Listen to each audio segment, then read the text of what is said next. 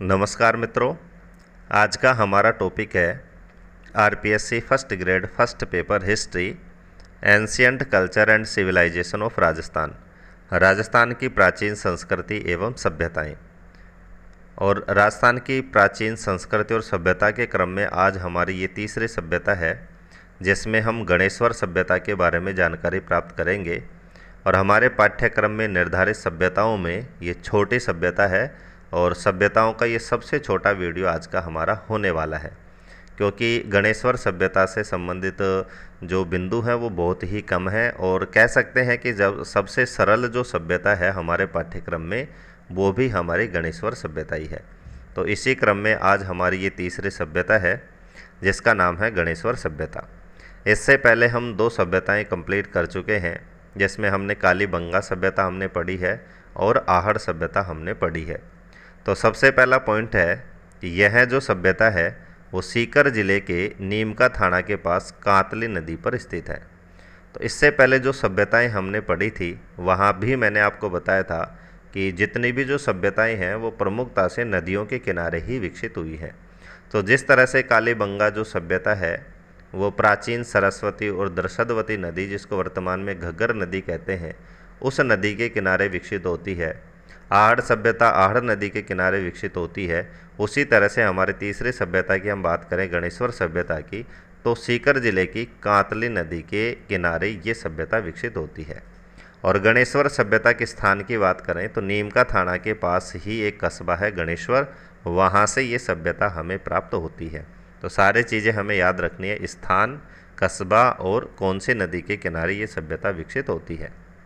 Next बिंदु है, इसे पूर्व हड़प्पा कालीन सभ्यता माना जाता है और यह सभ्यता लगभग 2800 ईसा पूर्व विकसित हुई थी। तो जिस तरह से कालीबंगा में हमने पढ़ा था कि कालीबंगा से हमें पूर्व हड़प्पा कालीन और उत्तर हड़प्पा कालीन सभ्यता के अवशेष मिलते हैं, तो गणेश्वर सभ्यता से प्राप्त अवशेषों के आधार पर इस सभ्यता को पूर्व हड़प्पा कालीन सभ्यता माना जाता है। याद रखना है कि निम्नलिखित में से कौन सी सभ्यता को पूर्व हड़प्पा कालीन सभ्यता माना जाता है, तो उन सभ्यताओं में आपको गणेश्वर का नाम भी शामिल करना है। समय की यदि बात करें, समय से संबंधित यदि प्रश्न पूछा जाए तो लगभग 2800 ईसा पूर्व इस सभ्यता को विकसित हुआ माना जाता है। नेक्स्ट बिंदु है कि भारत में पहली बार किसी स्थान से इतनी मात्रा में ताम्र उपकरण प्राप्त हुए हैं। तो सबसे ज़्यादा जो तांबे के उपकरण प्राप्त होते हैं वो भी हमें गणेश्वर सभ्यता से ही प्राप्त होते हैं। तो बहुत ही इम्पोर्टेंट पॉइंट है कि सर्वाधिक तांबे से बने पात्र उपकरण हमें कौन सी सभ्यता से प्राप्त होते हैं, तो राजस्थान में स्थित गणेश्वर सभ्यता से हमें सर्वाधिक मात्रा में ताम्र उपकरण प्राप्त होते हैं। इसे हम भारत में ताम्रयुगीन सभ्यताओं की जननी मान सकते हैं। यहाँ से प्राप्त ताम्र उपकरण ताम्र के बर्तनों को देख करके और हम यदि ये भी कहें कि ताम्रयुगीन सभ्यताओं की जननी है तो अतिशयोक्ति ना होगी। तो ताम्रयुगीन सभ्यताओं की जननी से संबंधित प्रश्न पूछा जाता है तो भी हमारा आंसर होगा गणेश्वर सभ्यता। नेक्स्ट हमारा बिंदु है तांबे का बाण व मछली पकड़ने का कांटा भी यहाँ से प्राप्त हुआ है।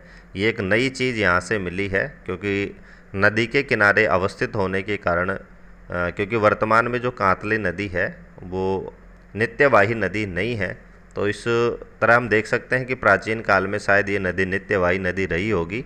तो मछली पकड़ने का कांटा भी हमें इस सभ्यता से मिलता है और तांबे का बाण भी हमें इस सभ्यता से मिलता है। तो इन 2 चीज़ों को देख करके और ये अंदाज़ा लगाया जाता है कि गणेश्वर सभ्यता में निवास करने वाले जो लोग हैं वो शाकाहारी होने के साथ साथ मांसाहारी भी थे, क्योंकि मछली पकड़ने का कांटा इस ओर इशारा करता है कि शायद वो मछलियाँ पकड़ते थे और उनको खाने के, उसको भोजन के रूप में वो प्रयुक्त करते थे।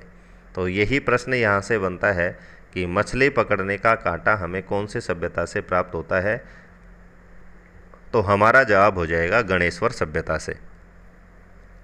नेक्स्ट हमारा बिंदु है, इस सभ्यता की खोज की बात करें तो जिस तरह से हर सभ्यता के खोजकर्ता का नाम भी हमें याद रखना है, तो गणेश्वर सभ्यता की खोज किसने करी थी? रत्नचंद्र अग्रवाल ने इसकी खोज करी थी। और कब करी थी? 1972 में। उसी क्रम में 1977 की बात करें तो 1977 में रत्नचंद्र अग्रवाल ने उत्खनन का कार्य किया था। तो दोनों जो तिथियां हैं, दोनों जो सन हैं, उसमें आपको कन्फ्यूज नहीं होना है। और नाम भी सेम है कि रतन चंद्र अग्रवाल ने इसकी जो खोज है वो कब करी थी, 1972 में। और यहाँ पर जो उत्खनन का सर्वप्रथम कार्य किया गया था वो भी किसके द्वारा किया गया था, रतन चंद्र अग्रवाल के द्वारा ही किया गया था। लेकिन खोज की बात करें तो खोज 1972 में की गई थी और उत्खनन जो कार्य है वो 1977 में किया गया था। 1978 से 1989 के मध्य की हम बात करें तो विजय कुमार द्वारा इस स्थल का विस्तृत उत्खनन करवाया गया। तो ऊपर आपने देखा होगा कि जिस तरह से रत्नचंद्र अग्रवाल भी उत्खनन करता है, तो प्रमुख उत्खननकर्ता में जो रत्नचंद्र अग्रवाल है उनको याद रखना है। प्रथम उत्खननकर्ता के रूप में भी आपको रत्नचंद्र अग्रवाल को याद रखना है। लेकिन दूसरे उत्खननकर्ता से संबंधित यदि प्रश्न पूछा जाता है तो उन उत्खननकर्ता का नाम है विजय कुमार, और इन्होंने 1978 से 89 के मध्य यहाँ पर विस्तृत उत्खनन का कार्य करवाया था। गणेश्वर सभ्यता के उपनामों की बात करें कि इसको और किस किस नामों से जाना जाता है, तो ताम्रयुगीन सभ्यता की जननी के नाम से इसको जाना जाता है, जो ऊपर भी हम पढ़ चुके हैं। और पुरातत्व का पुष्कर भी इसको जाना जाता है। तो पुरातत्व का पुष्कर कौन सी सभ्यता को कहा जाता है, तो इस प्रश्न का आंसर भी हमारा होगा गणेश्वर सभ्यता को ही कहा जाता है। नेक्स्ट हमारा बिंदु है गणेश्वर सभ्यता की विशेषताएं। तो विशेषताओं पर आपको विशेष फोकस करना है, क्योंकि जो तथ्यात्मक प्रश्न होंगे, कूट चयन के जो प्रश्न होंगे वो इन विशेषताओं से ही आपसे पूछे जाएंगे। मकानों के निर्माण की बात करें तो मकानों के निर्माण पत्थरों से यहाँ पर मिले हैं और ईंटों का प्रयोग बिल्कुल भी नहीं हुआ। यहाँ से ईंटों का साक्ष्य हमें बिल्कुल भी प्राप्त नहीं होता है। तो यहाँ से उल्टा प्रश्न यही बनता है कि कौन सी सभ्यता से ईंटों के साक्ष्य नहीं मिले हैं, तो गणेश्वर सभ्यता से ईंटों के साक्ष्य बिल्कुल भी नहीं मिले हैं। यहाँ के जो मकान हैं उनके निर्माण किससे हमें मिले हैं, पत्थरों से। इसका एक कारण है कि गणेश्वर जो स्थान है वो बिल्कुल पहाड़ की तलहटी में स्थित है और यहाँ के जो पत्थर हैं वो भवन निर्माण के लिए उपयुक्त हैं। तो इसीलिए हम अंदाज़ा लगा सकते हैं कि यहाँ ईंटों का प्रयोग ना करके और पत्थरों का प्रयोग निर्माण में किया गया था। यहाँ से प्राप्त मृद पात्रों को कपीशवर्णी मृद पात्र कहते हैं। तो यहाँ से यही प्रश्न बनता है कि कपीशवर्णी मृद पात्र कौन सी सभ्यता से प्राप्त होते हैं, गणेश्वर सभ्यता से। दूसरा प्रश्न यदि घुमाकर इसको पूछता है तो यही प्रश्न बनता है कि गणेश्वर सभ्यता से प्राप्त मृद पात्रों को कौन से नाम से जाना जाता है, तो हमारा आंसर हो जाएगा कपीशवर्णी मृद पात्र के नाम से इनको जाना जाता है। यहाँ से मिट्टी के छल्लेदार बर्तन भी प्राप्त हुए हैं। तो नेक्स्ट बहुत ही इम्पोर्टेंट पॉइंट है कि मिट्टी के छल्लेदार बर्तन कौन सी सभ्यता से प्राप्त हुए हैं, तो हमारा आंसर हो जाएगा गणेश्वर सभ्यता से। यहाँ से प्राप्त मृद पात्र काले व नीले रंग से अलंकृत हैं। तो ये रंगों का भी बहुत महत्वपूर्ण स्थान है सभ्यताओं में। तो काले और नीले रंग से अलंकृत मिट्टी के पात्र कौन से सभ्यता से प्राप्त होते हैं, तो भी हमारा जवाब हो जाएगा गणेश्वर सभ्यता से। नेक्स्ट बहुत ही इम्पोर्टेंट पॉइंट है कि बस्ती को बाढ़ से बचाने हेतु पत्थर के बने हुए बांध का प्रमाण भी यहाँ से मिला है।